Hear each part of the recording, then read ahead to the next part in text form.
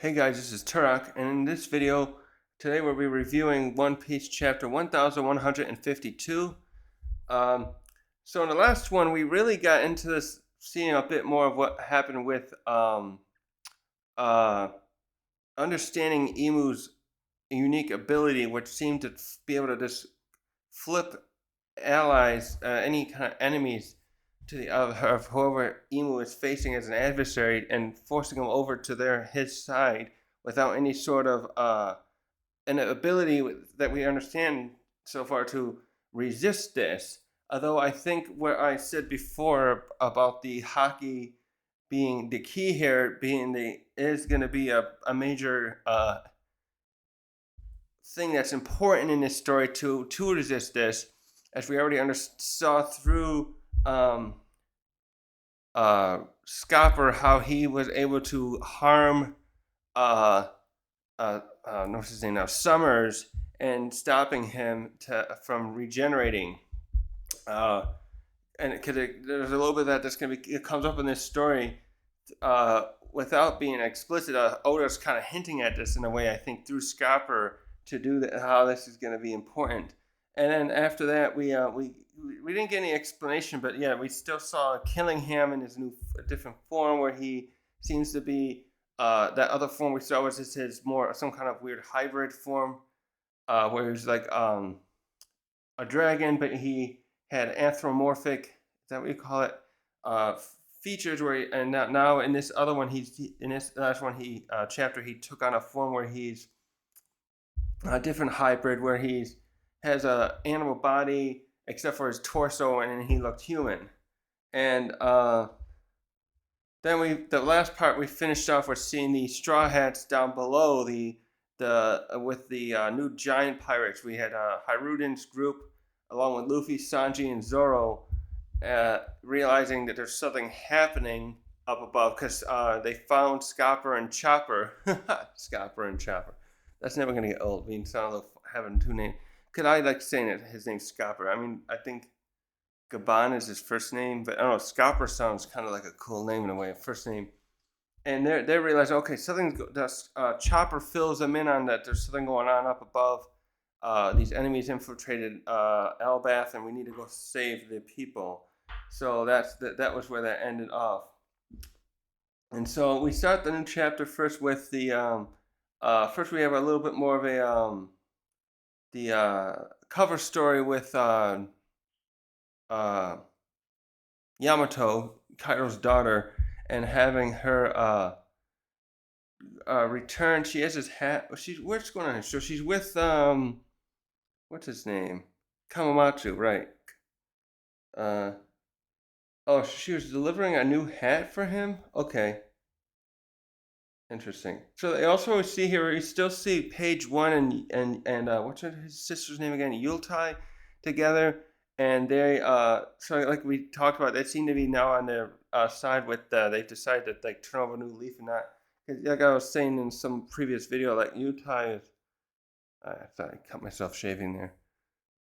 She was like one of the most annoying characters among Kaidos, because she had this very weird anyways, it's a weird attitude she had, and now she's like, after Yamato saved her from Page, not Page One, who's the other guy, Who's Who, now she's like grateful, and she's like kind of just like, okay, well, I'll be indebted to you, I'm indebted to you.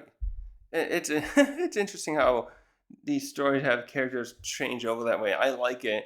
It just like the 180 that they do it so fast sometimes is very seems a little too unusual.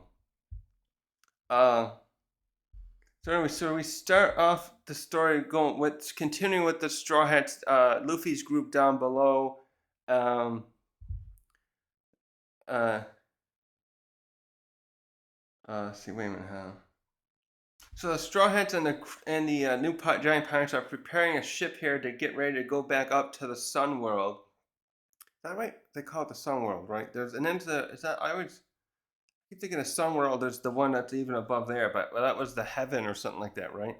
Um, so the giant pirates have already got a ship ready. They're mobilizing and getting onto there.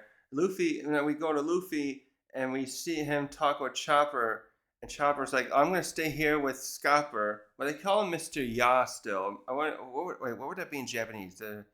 The honorific is would it be San? They use Mister here. This is the English translation. They use the Mister a lot.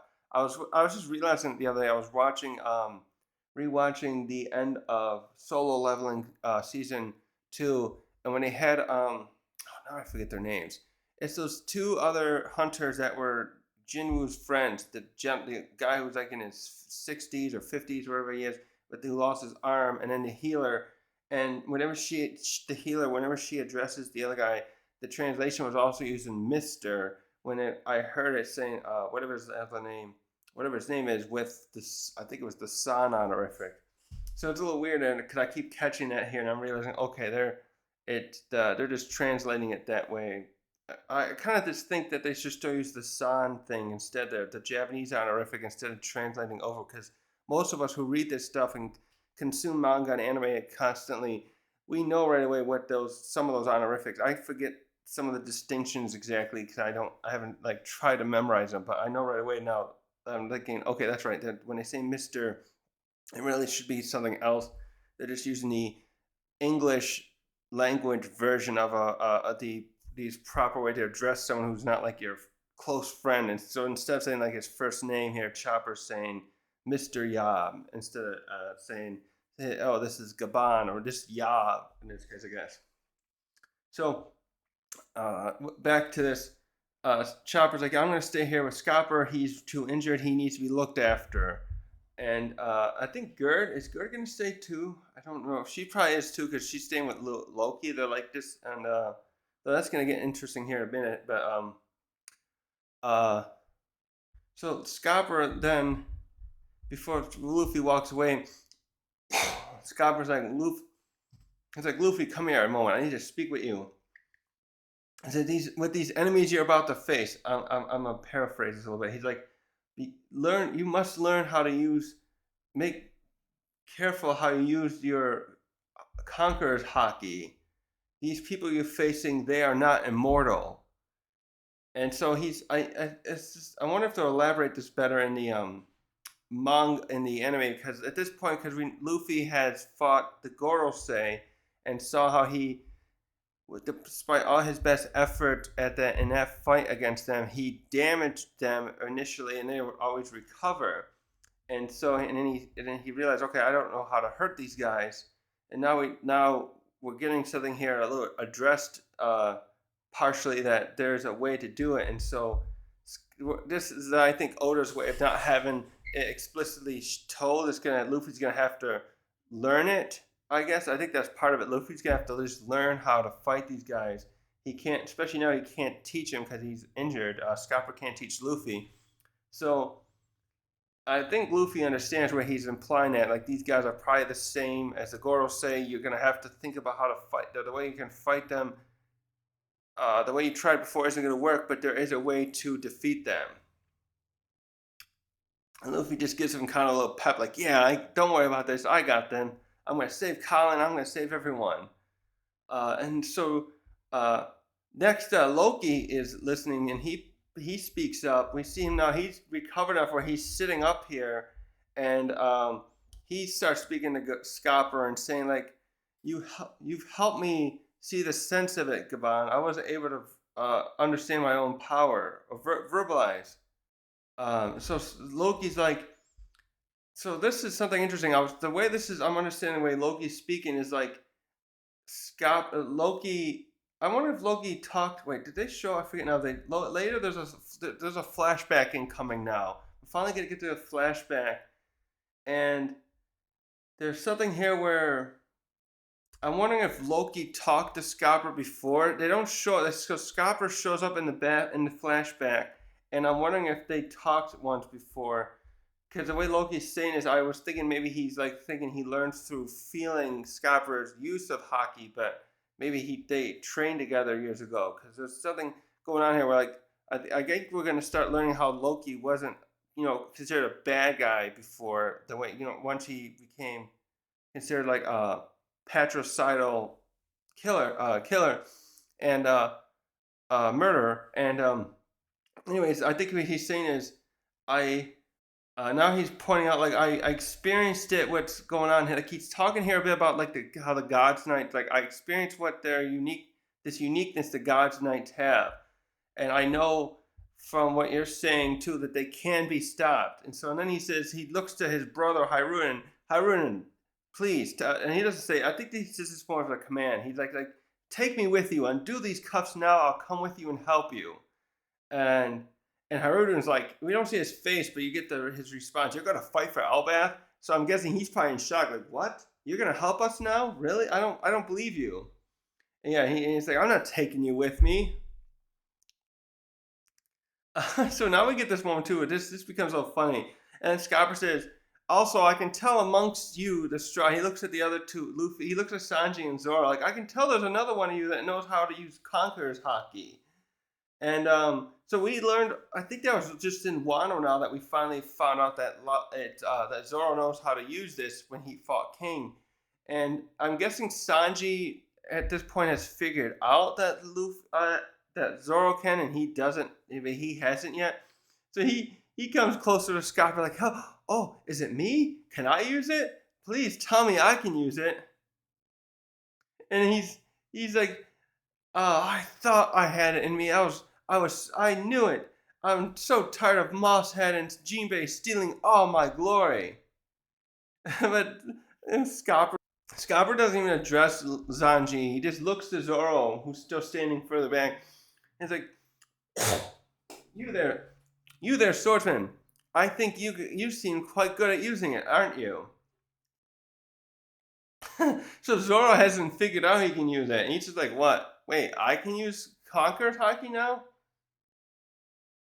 And even Luffy had noticed. I guess he's like, oh yeah, I gotta reread these better. He's like, wait a minute, you didn't know? I can see it flowing out of you even.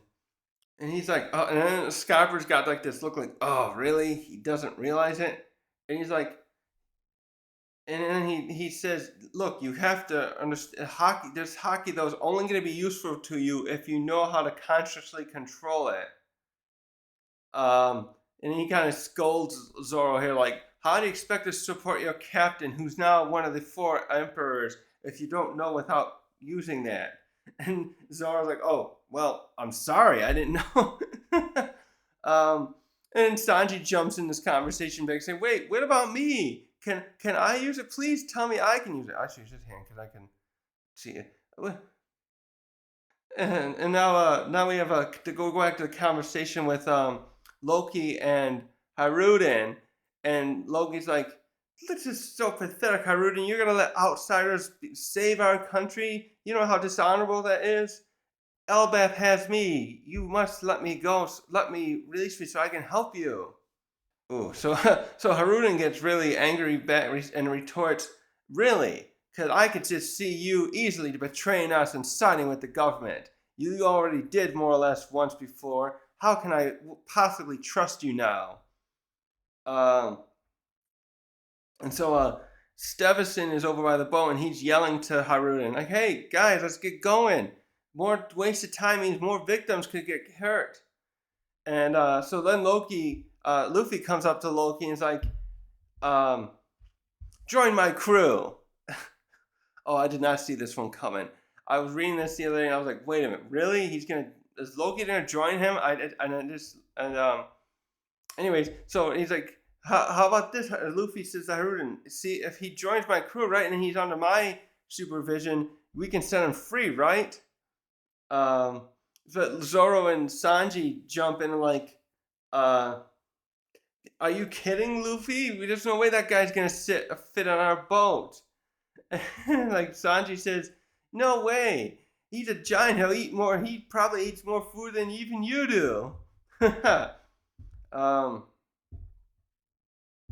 then Luffy's just like, oh, come on, guys. It sounds like Elbaf doesn't want him anyways. Wait, let me see. How come I can't get this one to go? Here we go. Can I loom in on this? Okay, no.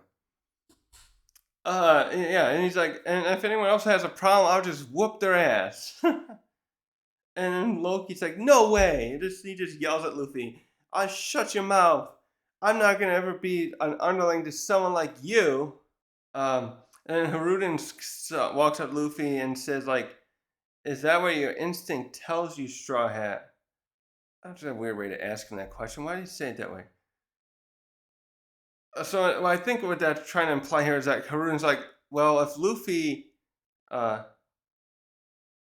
if Luffy trusts him or Luffy's here, maybe I can trust Loki temporarily. I think he's going for it with Haruden, saying, okay, I guess if Luffy's with Luffy here, I can at least trust him to be things to be okay at this with Luffy there to back him up if they have to restrain uh, Loki again.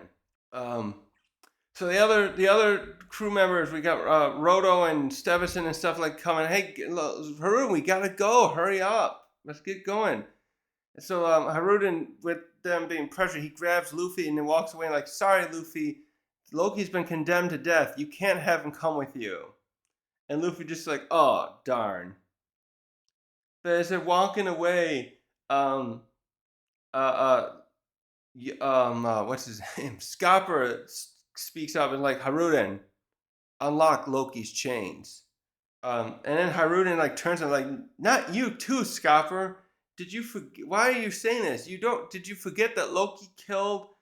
And he gives these numbers. He killed 113 soldiers in the castle 14 years ago. I keep forgetting it was 14 years ago. I know in some previous videos I was saying it was 20. I think 20 years ago it's just when. Let's see. That's how old Colin is. What was 20 years ago important for? Wasn't there something with 20 years ago? Was that when Harold decided to turn over the have Elbath stop being pillaging, raiding and pillaging and turn to try and be peaceful? I forget, there was something with 20 years I thought was also something else here other than when Colin's birth was about. Um, so Haruden keeps going on like he's the one. Loki's the one who gave Chief Yarrow that grievous wound. He slaughtered his own father. His crimes can't be forgiven. They're too heinous and monstrous. Uh, so Scopper says, "I understand that stuff, but on that day, so he goes on that day it happened. We felt abnormal Haki from the castle. Shanks and I both headed to the castle afterward, and we only witnessed part of what happened. So that also just sounds like whatever happened that day was partially there. It looks like Shanks and Haruden's not Haruden, Scopper's testimony of what they saw is partially what led to people believing that Loki did these things as they've been retelling us, but now he's trying to admit, like, okay, maybe we were wrong about some of the stuff we saw. So this looks like this is the first time though Scopper has brought this up to Haruden. Maybe I was wrong in the last thing I just did because Haruden's like, wait, what? You were there? And then Luffy's like, wait a minute, Shanks was involved in this story too, and what happened? Um, so Haruden's like, Stanton, you'll have to go ahead. I have to stay here a moment. And Luffy then says, yeah, Zoro, Sanji, we'll catch up with you guys soon. So now we're going to have it where, like, Zoro and Sanji are probably going to end up fighting one of the Gods Knights without Luffy even there. This really shows how Luffy needs to chill out. And Zoro's like, ugh, it's about Shanks again. What an obsessed fool. And Luffy hears that and like, hey, don't call Shanks a fool. And Sanji's the one that says, no, he's calling you a fool for being so crazy about this. It's funny to see Sanji kind of have to back up Zoro again. Because you know how much they don't like each other. But you can tell that when Luffy gets on their nerves, they'll agree on stuff from now and then. It reminds me of how Zoro, when Shanks said to, not Shanks, when at Egghead, when Vegapunk said that Luffy is a god, and Sanji's like, no, that's Luffy. He's an idiot. He's kind of a goofy idiot. You can't be a god. Anyways, so they're going up. So Zoro, Sanji, and the others. So we got Stenson, yeah, I think Gerd's gonna stay down here anyways. But so now Zoro, Sanji, Stevenson or Stenson? Stanson is the way here. Yeah, I thought it was Stevenson. So Stanson, Goldberg, and uh, Roto are going up with Zoro and Sanji. Yes, those five are going up, and we go back to the we go back to we got first we have Loki and Gaban talk Scopper, and then Loki looks at Gaban like Scopper like, oh, you're gonna like he. It's just funny here. I don't get if this means that Scopper always knew the truth. I'm just surprised he didn't say anything sooner. So he just looks like Scopper, like he's kind of like I guess surprised that Scopper would finally support him in this, and he's like, Scopper says, "Who better than Haruden to tell the story?" Um, what does that mean? So he's gonna start telling Luffy, I guess. Um, but so then I think this is Haruden saying, "You guys have 3 minutes to explain everything. What exactly happened that day 14 years ago, Loki? If you're a true warrior in Albath, swear by the name of God and speak the truth." Name of God, okay. And Loki's like, "That's a cruel demand, brother. Do you want me to relive that event?" Well, he says it more dramatically. You want me to relive that event. So we see some of the other characters here looking at Ron like, okay, are we gonna hear this now? Okay, no. As they do that too, we see that Zoro and Loki Sanji are jumping up there and going up with a lift with the other pirates, the other giants. So Loki was sitting up before, then he sits back down and he's like this, like, I would rather not remember the details. It was a horrible day. So now we get into the flashback. We jump back to this moment 14 years ago, the day that Harold was killed. And we start by seeing Loki coming out of the sky. He's like landing, he's doing this dramatic entrance. I don't know, he just fell from somewhere or jumped there. And the other, some voice speaks, it's probably one of the guards saying like, oh, someone's coming down from the sky.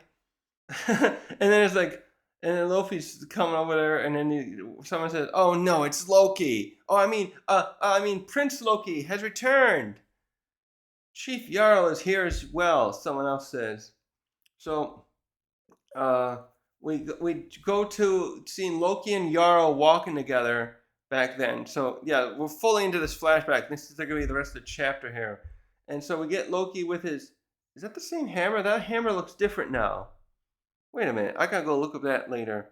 That hammer now looks more like, I thought the one that had more of a rectangular look. This one's more like a ovalish.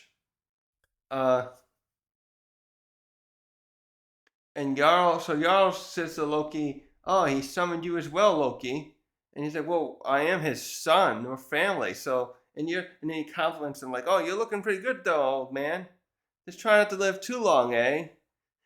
I guess he's just messing with him with his age, and Jarl doesn't like that. He's like, "Oh, shut your mouth." Um, Actually, that's right. This is 14 years ago, so his other buddy, Jarl, was the one Big Mom accidentally killed. That happened, what now, 50 years ago? So yeah, Jarl's still like the oldest guy living, and still is at this point. And then one of the guards are like, "His Majesty is waiting for you two in the throne room." And Loki. Oh, by the way, too, Loki is. I thought Loki had something happen with his eyes from this day when they restrained him, but he is still wearing the bandages over his eyes here. Uh, so I have no idea what the hell that's about. And then he's like, Loki's like, what would the old man want with me, anyways? I have no interest in dealing with someone who'd sell his soul to that world government. Those people are the ones who killed Rox. If Elbeth is going that direction, they'll make an enemy out of me. So okay, so that's something we have to break down too. He still looks up to Rox, and he found out about the incident then with Rox being defeated at God Valley, which is very interesting because then that means did I was thinking maybe Roger and Garp did it. Oh, that's right, because Garp. Right, never mind, I forgot. Garp got the credit for that. So of course he's saying there because he's thinking about that Garp got the credit for killing the final blow on Rox. We don't actually know if he did. It could have been Roger, but Garp. Remember, there was a big cover up over that, and we only found that out through initially through Sen Goku's version of the story, telling the other Marines how it went down that Roger was there. So um, Jarl goes on like, just when you lower your voice, calm down. I'm an old man now. I'm not going to deal with these politics of your these basically saying like the bickering. He just doesn't want to get in between like this bickering between Harold and Loki and what their opinions are on this with the dealing with the world government. And Loki then looks at Jarl like, oh, see, that's the kind of attitude that got us into this problem in the first place. Now we're ending up with a new generation of our giants who never even know how to swing a weapon. And Jarl just like has this look like, oh, I just don't want to deal with this guy. I'm just too old for this shit. And Yar's like, that's the age we're in now. My granddaughter's granddaughter doesn't fight, and she's adorable. And Loki's just like, oh, you silly old man. What's a dullard? Oh, I like that one. He's like, train her up. She needs some discipline right now so she can become a true citizen of Albath. And then suddenly, as they're walking by there, they're walking in this big corridor and they're almost at the throne room. Then they start hearing noises and screaming, and then suddenly, like they stop talking. Like, wait, what's that ruckus? What's going on? So something's going on. It looks like these. So this is where we're gonna see what happens to Harold. It looked like some of these guards knew what was happening because some of them start looking panicked. We don't see their faces, but I like how they're doing this. Now, as I'm rereading this, I'm realizing they're like, you see the little sweat things, like, oh shit, they're here already, and like, Loki, Prince Loki, and hey, Chief Yard, thank you for coming.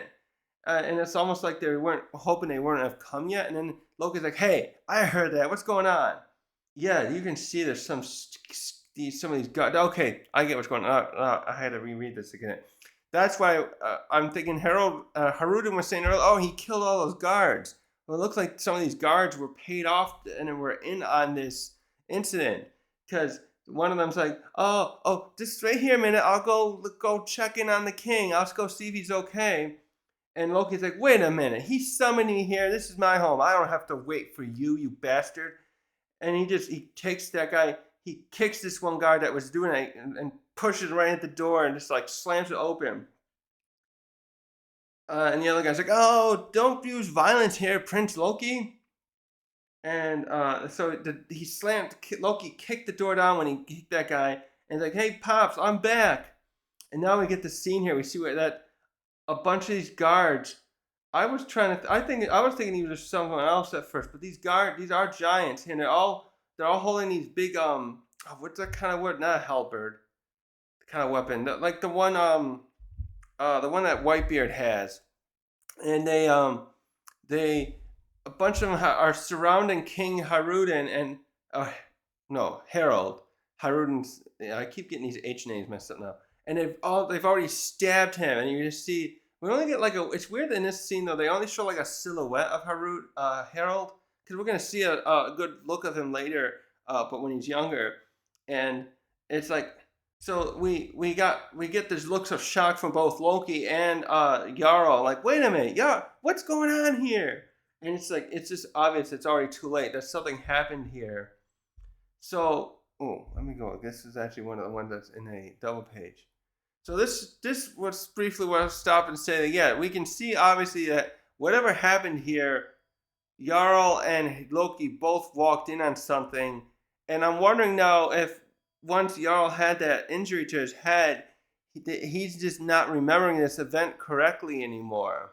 Yeah, so right away there's something going on. We can see that was wrong with this event that happened. What's going on here? Come on, I want to zoom in.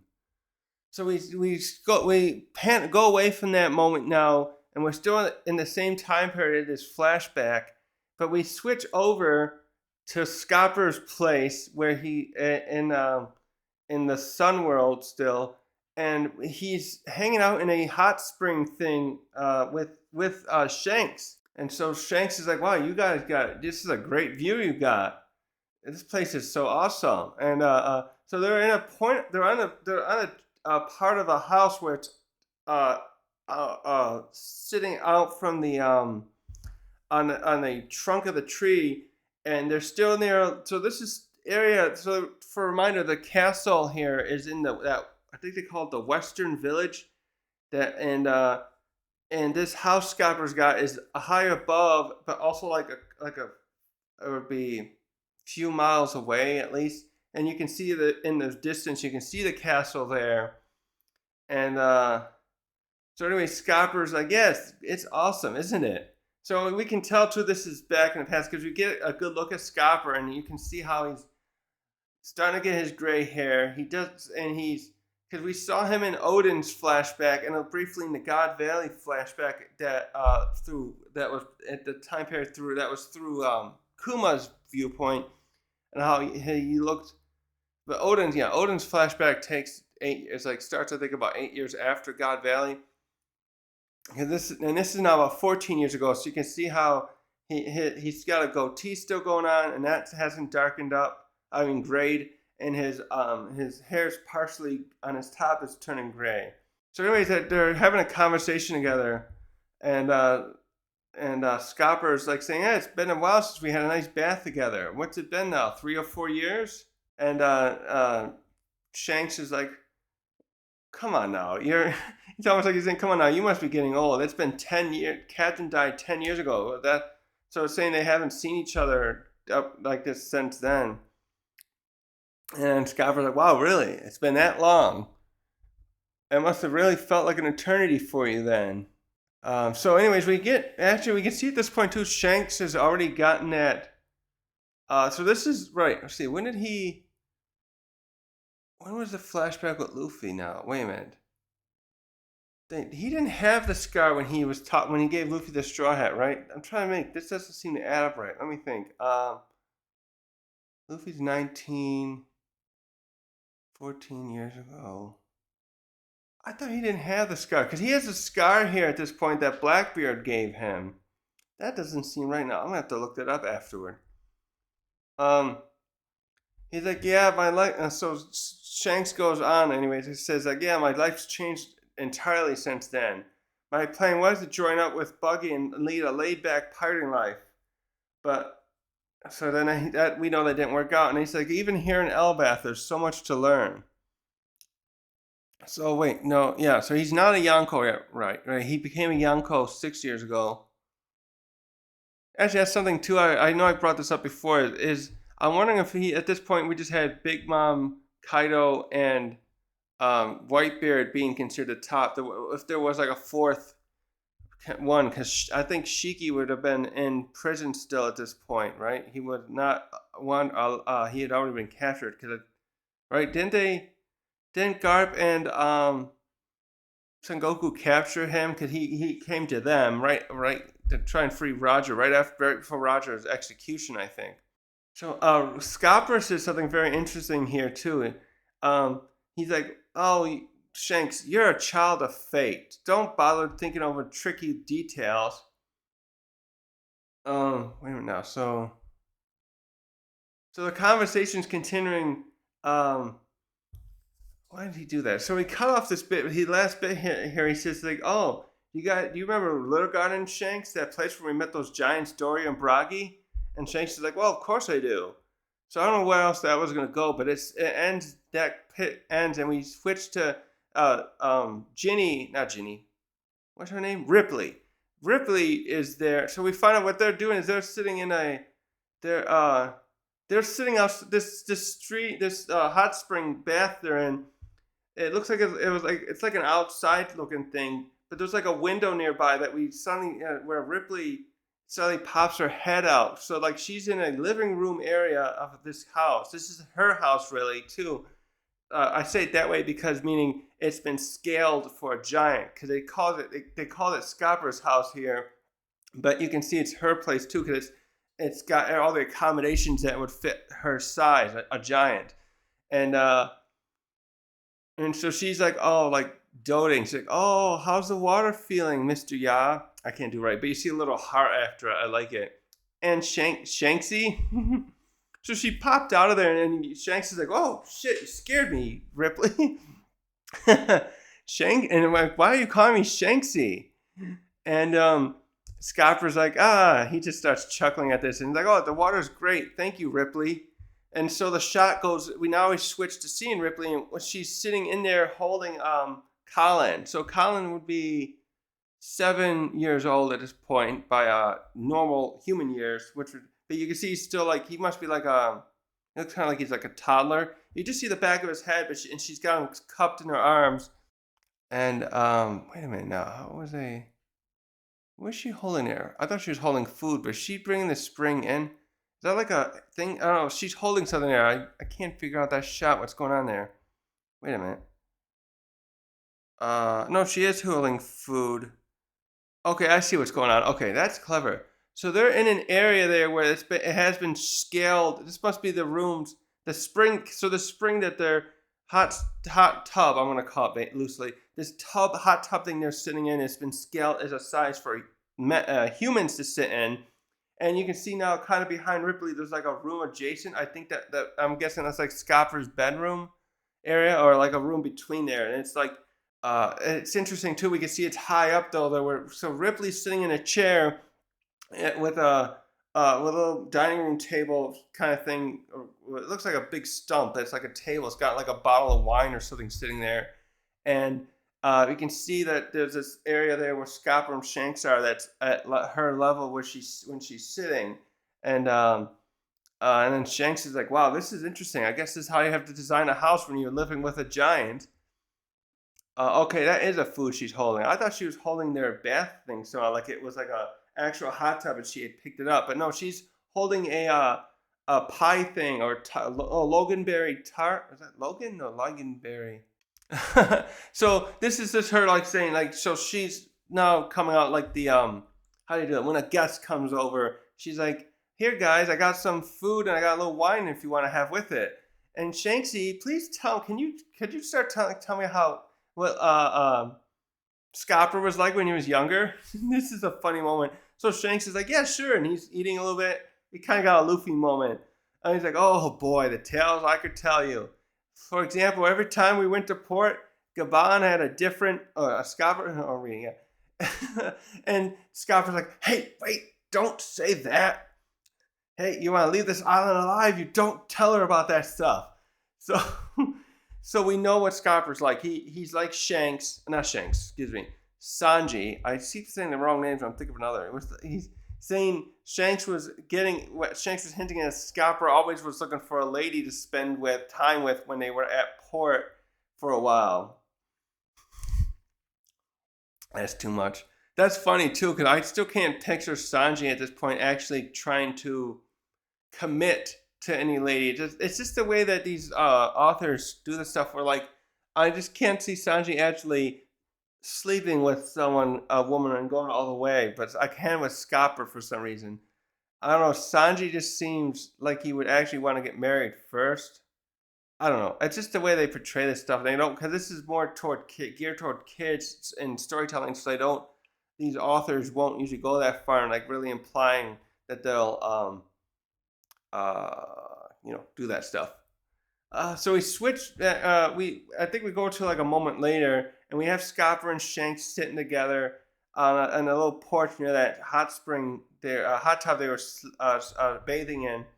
So this is some interesting stuff that goes on here. There's a little bit of conversation. We finish with that, and so Scopper says, do you know how much do you know about how much do you know about King Harold? They worship him like a god here in Elbath. And Shanks said, yeah, I know him. We actually met in Marijois, and we got along all right. But, and then he's like, but there was something I wanted to talk with him that we couldn't do, though, while we were in the Holy Land. So if he's home here now, I'd like to go meet and discuss this topic with him before it's too late. And it just ends with that bit there. So we have to stop right there. How did Shanks go to is this when Shanks went to the Holy Land? Because they mentioned, where was it now? It was, there was a bit earlier where we found out that Shanks was in the Holy Land. Was that with Shamrock said that? Oh, I gotta look that up now. There was a point there where they mentioned that Shanks was in the Holy Land, and now we saw that when he was there, he met him, and he must have learned something maybe that's where he learned Harold's life was going to be in danger. That's what I'm guessing. So now we go away from that, and we get like narration from the narrator, I guess, but technically Oda, and then it goes like, on this day there was a massacre in the castle, and the most beloved king in Elfbath history, King Harold, was perished. And so we keep going. Wait, what is that? Oh, that's just the hand of someone. So we switch and see one of the guards who's there. Someone else who and this guy's trying to escape. We can see this guy's panic and scared, and he's like, but whatever door he's gone up to, maybe it was because Loki kicked down at one door, but he's up at some door and he's trying to open it, and like, what? Who blocked the door? Someone out there, help! And then we just suddenly see blood, so someone has stabbed him in the back. And then we switch to a silhouette and we see Chief Jarl and we see the full sword that the leftover bit's only in his head now. We see it right through his head. And then we switch to the next panel shows a padlock falling to the ground. And then we see a silhouette of a person overlooking a chest, and it's like, this is the treasure of Albath, the forbidden devil fruits. But then the narrator goes on, but what was it that made King Harold such a praise for so well? And then it goes, for that, we must go back in time and to 109 years before the present, when the question of what is the most frightening thing on the sea would elicit an unanimous answer. So we see a pirate ship with and it's a giant pirate ship, and it's a wait, what is that? There's a smaller one there. Who is that? And so we get this next shot. We see Dory and Bragi when in their younger years, and the narration goes on. The giant pirate crew were the most widely feared figures of that day of the day, and at the same time, the royal ship from the land of giants only enhanced the fear of the world felt toward Elbath. So then we switch to the giant ship coming to the shore of a human settlement or city, and we get this look. They cut it off a little bit, but this is obviously King Harold. So we're gonna go in a flashback of him in his younger days, and we see him go. And he's saying to somebody else on the ship, "I hear there's a beautiful princess in the castle. Take a look." And so we get a shot of this inner area of a castle, and we see another giant look in there, and we saw these humans like um, and the giant's just like looking, oh, look at these little humans. Where's that princess? Oh yeah, I think there's a woman right there. And the narration goes on, and the major reason for that, I mean about the fear, was that King Harold, the king of Helbath, who ascended the throne at just 45 years old, 15 in human years, was undeniably a low-life scumbag. And we have the shot. I'm reading this quickly, but as they start doing that, we see Harold in the next shot. After he had the other giant peek in there, he's just an ass. He kicks that other guy in the head and purposely he destroys that castle. But then he's like, "Oopsie, my foot slipped." And another giant said, like, "Please don't do that, Your Majesty." So he just like beats up his own men as he pleases. You can see the other guy's face, like, like he was not expecting that from Harold. He just totally tricked his other guy into looking in there, just so he could like kick him in the head like that. And he's like just laughing as he does it. You're such an ass falling for that. And we see some of the others, and then we see some of the humans that were just there running away as the castle's collapsing around them. And then just the final shot is just him laughing his ass off again. We get this full look of him. And you can see too, by the way, he still had the horns, the same ones that Loki has back then. Because he took them off later, they said. So we're gonna definitely go into a flashback here for him. This is the end of the chapter, by the way. We're like. Also, you can see too, there's some of his dress attire is really neat. He's got the same belt on that Loki wears. It looks like with the same logo on it. I don't know if that's like it looks kind of like it's something written in Japanese. It kind of looks like it's kind of murky in a way, or not murky, where it's too small for me to see if it is something like that. But it has that look of that. So yeah, we're gonna find out about the dealings here of like Dorian Bragi and Harold back in the day. Because isn't Harold? Yeah, Harold's younger. Dorian Bragi are much older, and that's the thing now too. That's interesting. This is 109 years ago, so that means what's the math out? It was Dorian Bragi were there. I think it was 102 years ago when Dorian and Bragi first started their duel they were stuck on Little Garden trying to win their duel, and there always was a stalemate. So they just stayed there the whole time, and we still know. I still don't know if that was like maybe if their lieutenants Kashi and Oimo went there finally and convinced them to stop, or if they needed Shanks to aid them because we saw Shanks with them in Elbath a few weeks ago. In their time, it probably would be or less when he was there, and they kicked Kid's ass when he came.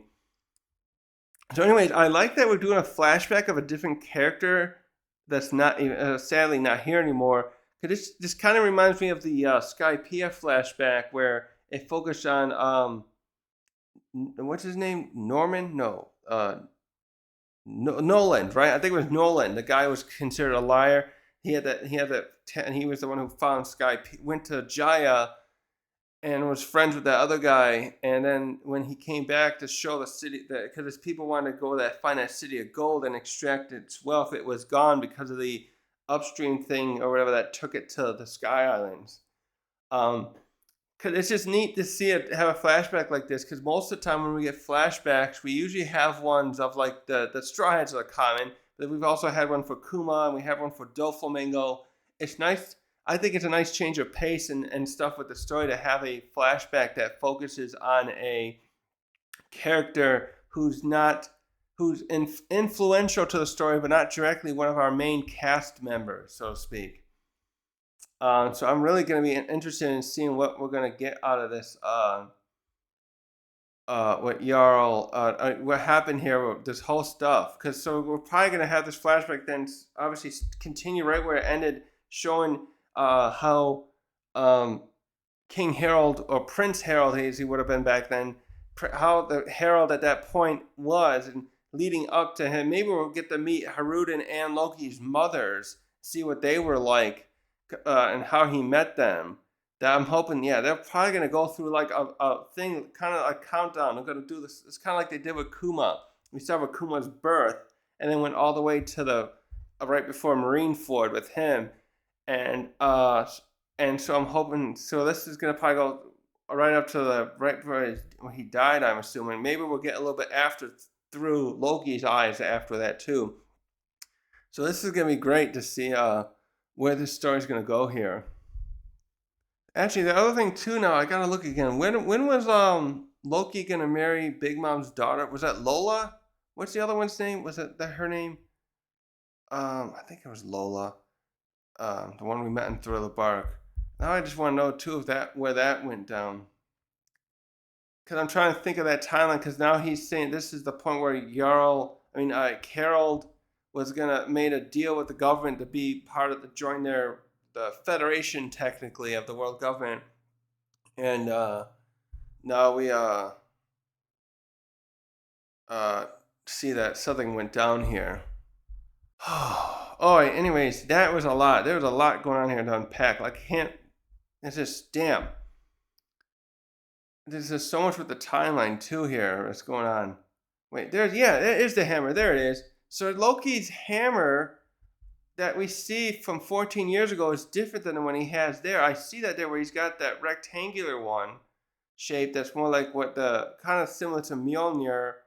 And the one he has in that flashback, it's the same size relative to him, but it looks more like a gavel. That's what it looks like. I called it oval earlier. If you look like a judge's gavel, that's what this weapon is a look of. It's like a big mallet thing. Yeah, mallet might be another way to call it too, rather than that hammer. And it's a lot different there. And it's got, as well as having that gavel shape, it's got these white bands on each side of it. I'll just put the image in later. And it's with inscribed with, I don't know if it's words or anything. And he's dressed the same here. It looks like they just, yeah. It's like, how did that close last this long? He's got that big.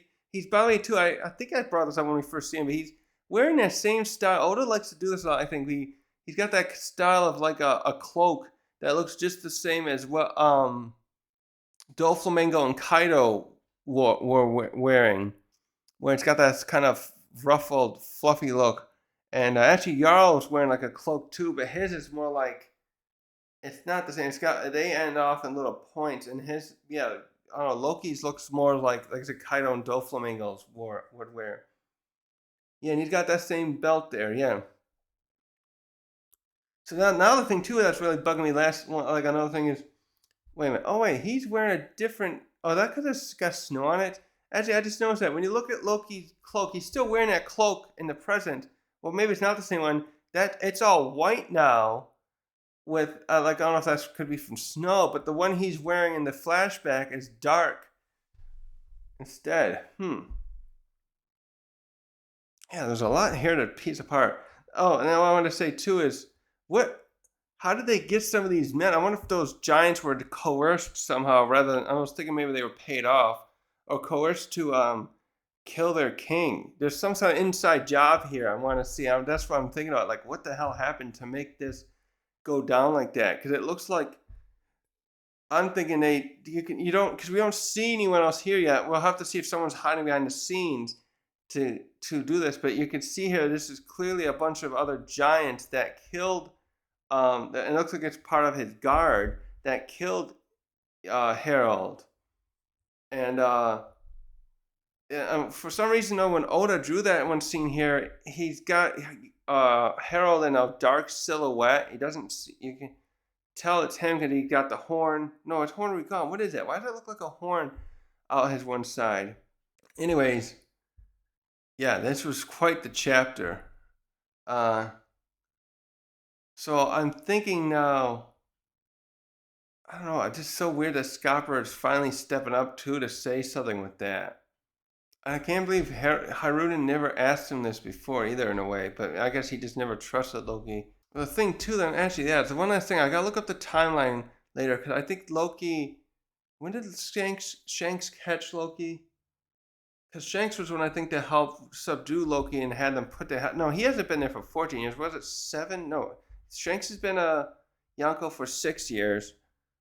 I'll have to do some. I gotta look up this timeline stuff. Anyways, I'm gonna just stop this here. I'm tired now. There's just too much to think here. Anyways, yeah. I mean, so I hope you enjoyed this. I've just damn, there's so much, and I'm glad we're finally getting to the flashback. I was worried we were gonna never get here. But this is actually relatively short for a arc to get to a flashback this quick, isn't it? I'm trying to think. I wonder where the flashback. Cause these. How long was Sky P here before he had the flash? I know. Well, Egghead was a shorter one. That was how many chapters was Egghead?